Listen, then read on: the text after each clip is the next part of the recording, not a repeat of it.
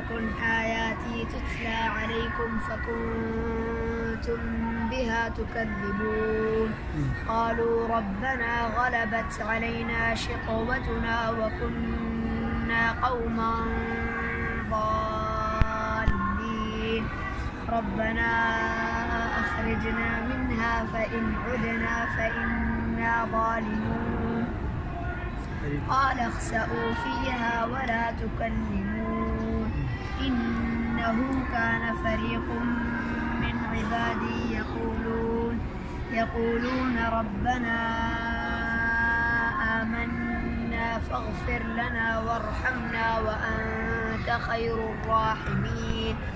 فاتخذتموهم سخريا حتى أنسوكم ذكري وكنتم منهم تضحكون إني جزيتهم اليوم بما صبروا